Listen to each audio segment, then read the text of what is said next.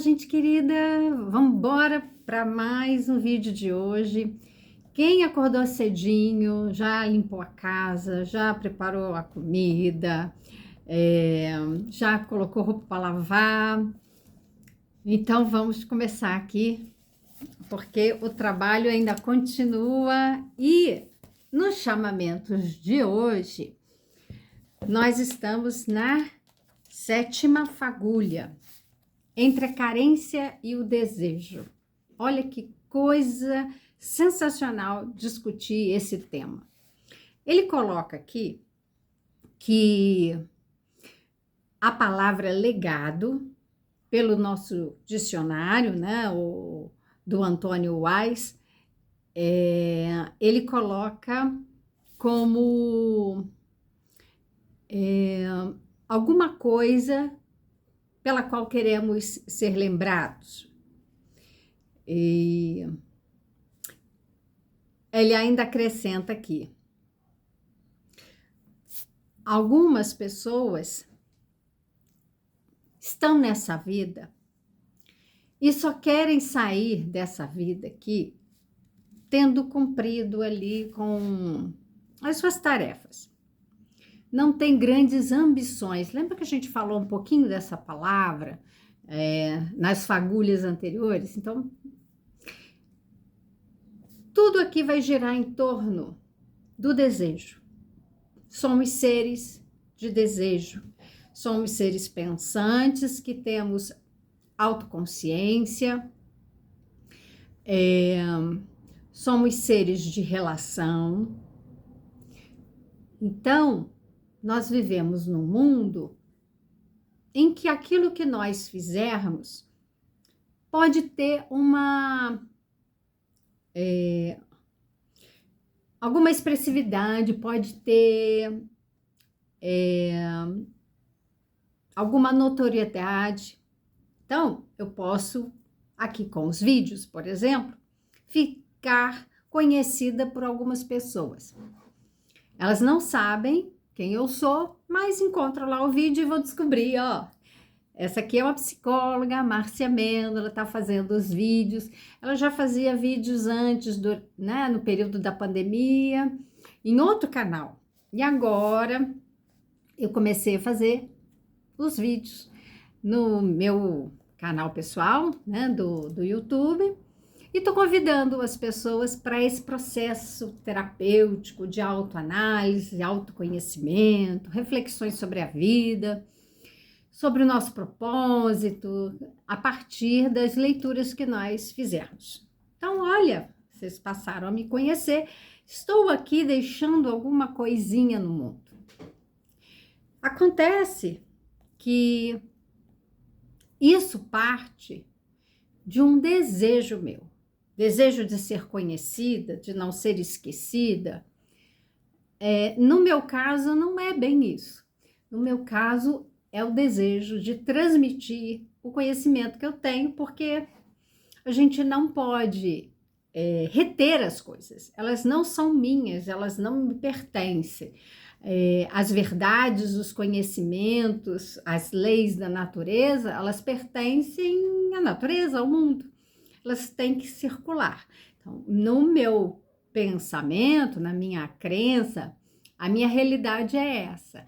Se eu posso contribuir com o mundo através do que eu conheço, da forma como eu penso, eu não trago verdades. Eu trago reflexões a partir da minha compreensão, do meu ponto de vista. E nós vamos trocar, cada um vai pensar.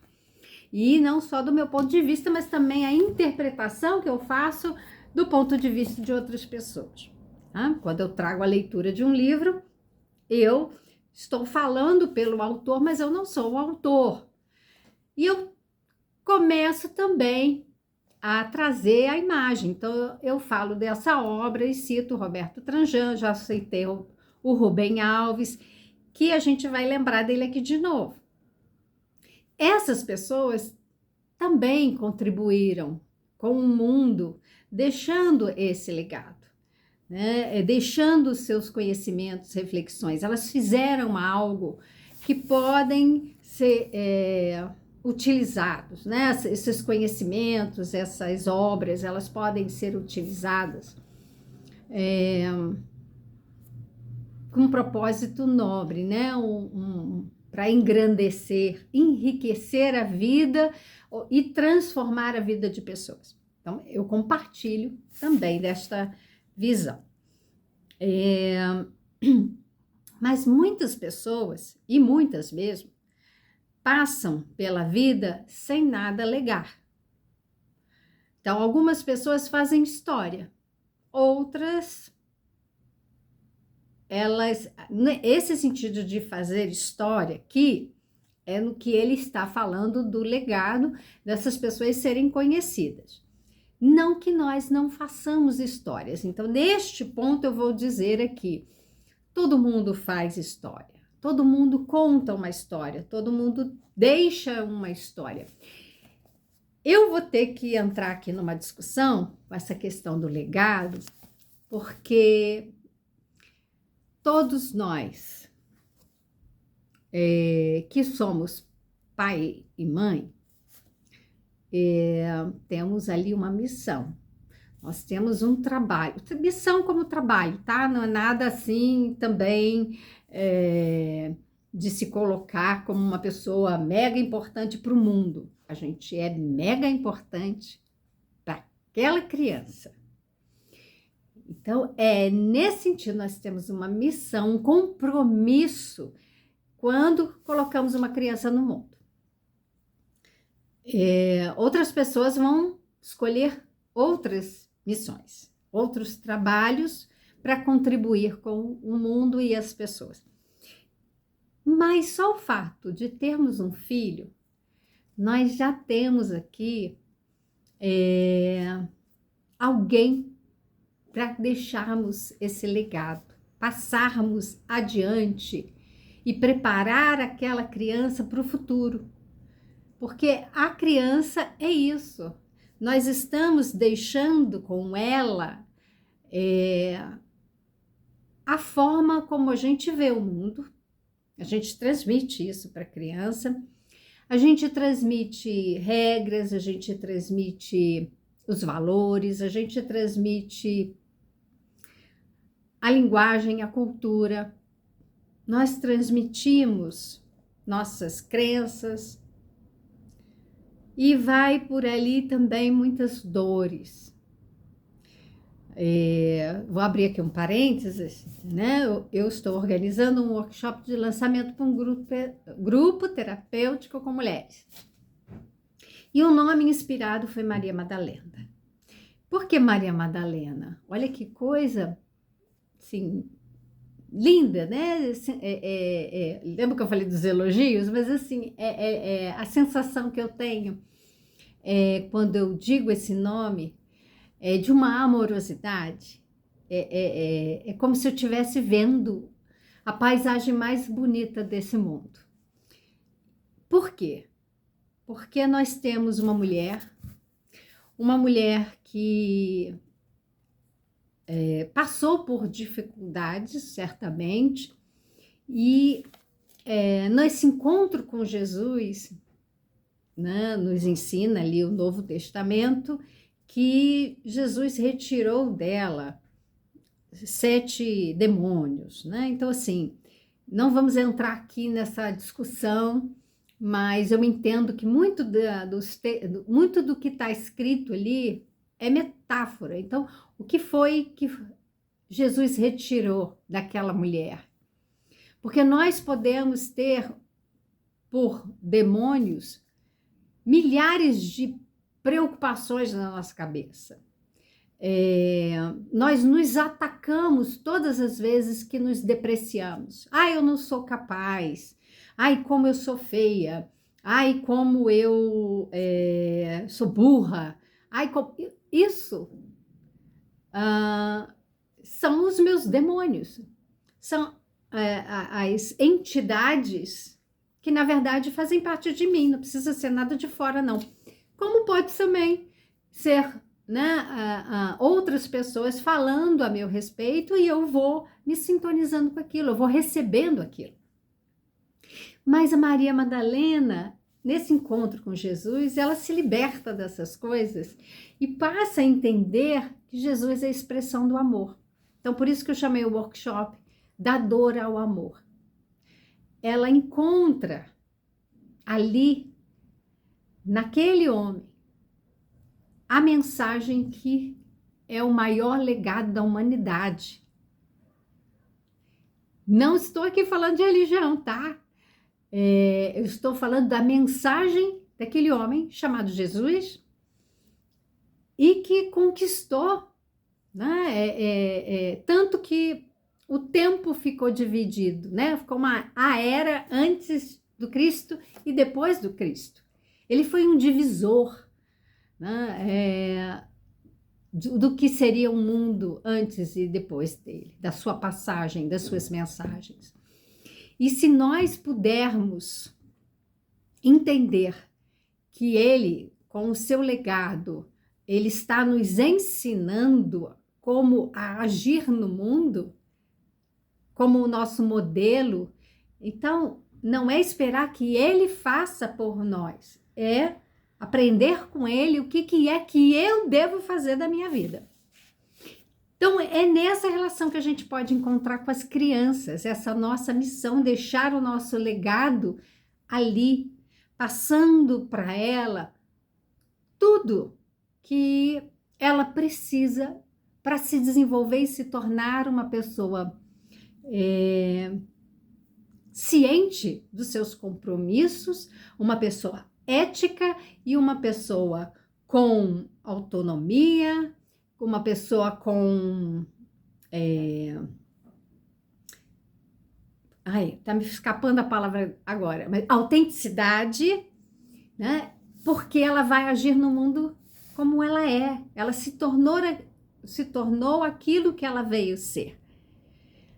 Ela vai seguir o caminho dela com consciência, vai errar menos, ela vai viver uma vida de paz, como Montessori fala. Se tudo que nós pudermos passar para ela for no sentido de deixá-la se desenvolver, para que ela percorra o caminho dela de uma forma coerente, em contato com as suas escolhas, né? Consciente das suas escolhas, para chegar no seu propósito. Então, nós temos o tema, a carência e o desejo. Então, veja que o desejo, ele está ali. Eu tenho que ter essa vontade, eu tenho que ter esse desejo enorme de fazer as coisas no sentido de criar o caminho que vai me levar até o propósito. E diante da carência, nós podemos perceber que existem pessoas que vão escolher, tá? Porque é tudo uma escolha.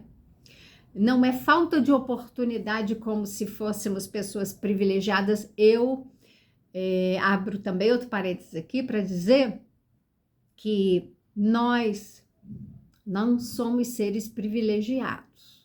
Não existem pessoas privilegiadas e outras pessoas não privilegiadas.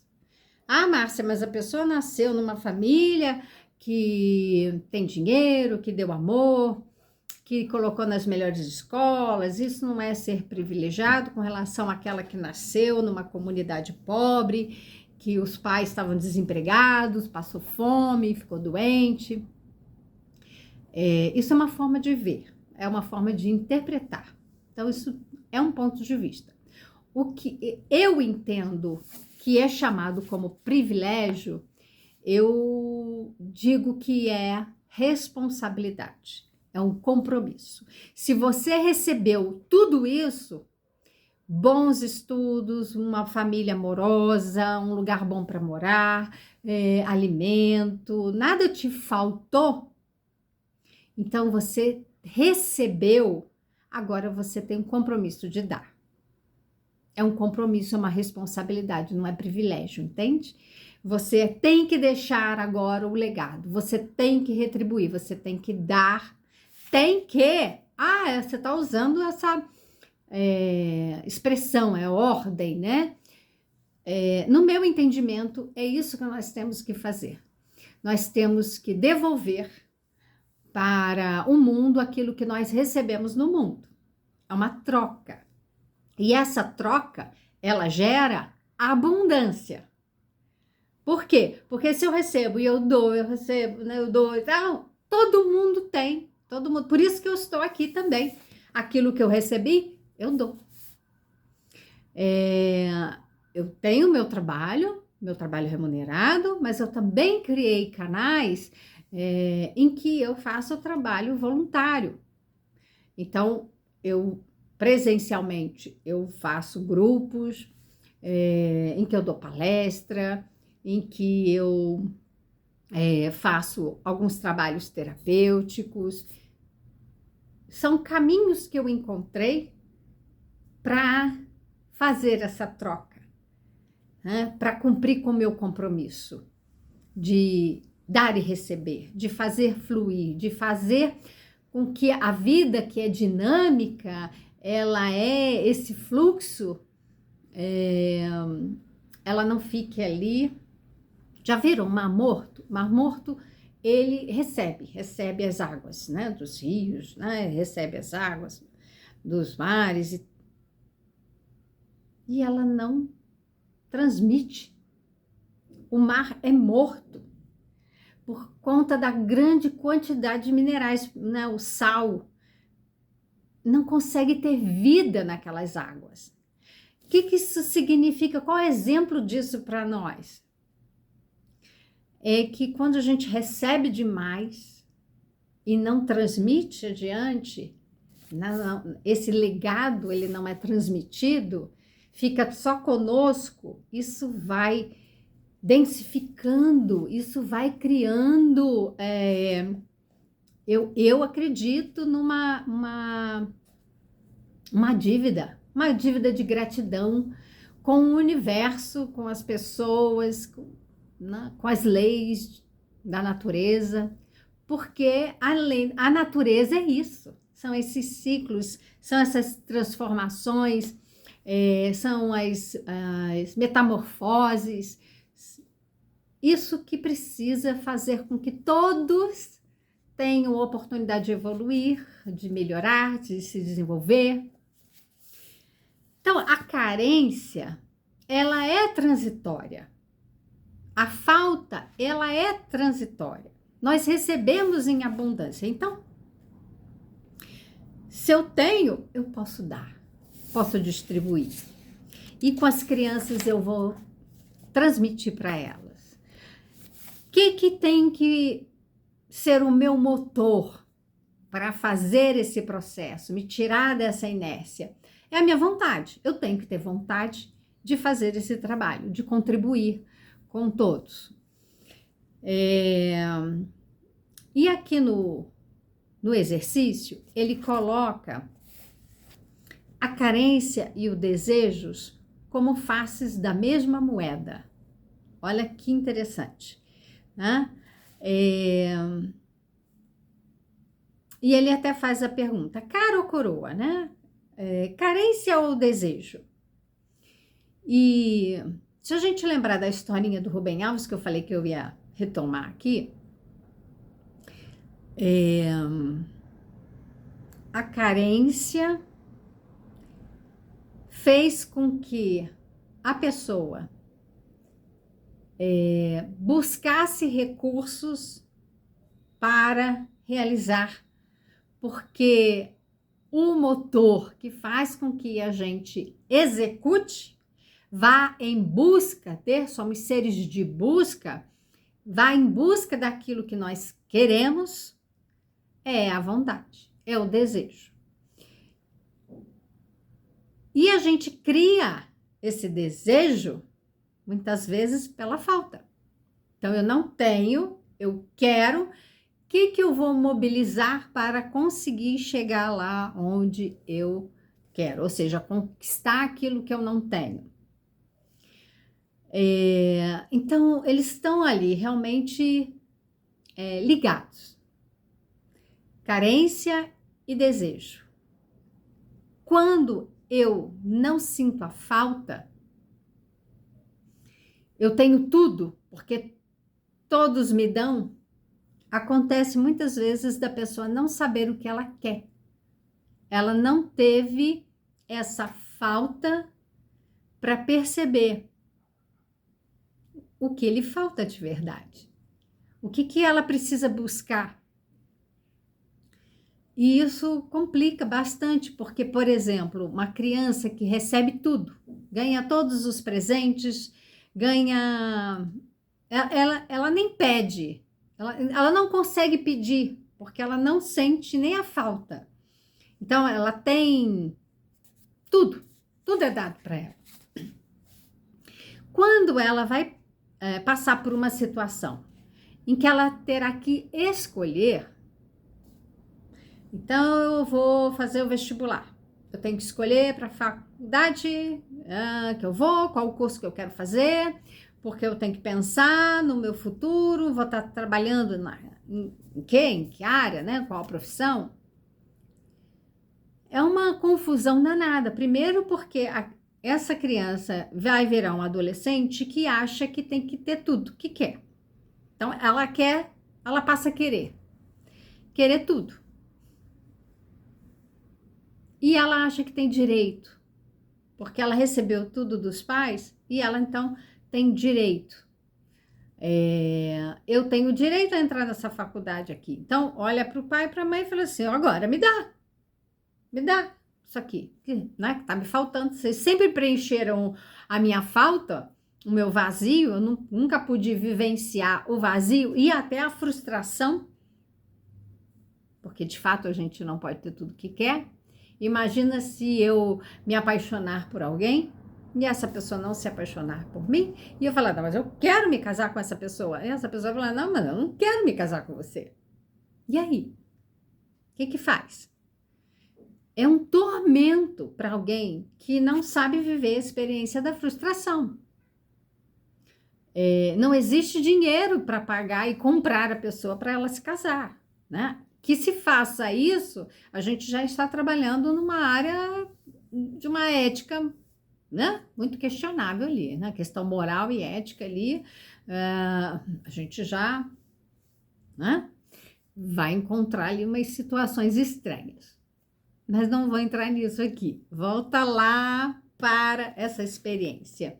O quanto que é importante a gente ter a experiência da carência, da falta, mas entendendo que ela é momentânea, ela é necessária, ela nos dá a oportunidade para percebermos aquilo que nós realmente queremos, aquilo que nós precisamos desenvolver para conquistar, aquilo que a gente vai realizar, né? Alcançando ali o nosso propósito, aquilo que não nos compete, ou seja, que está fora do nosso alcance, do nosso controle, que nos faz entrar em relação com outras pessoas, ou seja, nós temos uma relação de interdependência, eu preciso dos outros, os outros precisam de mim.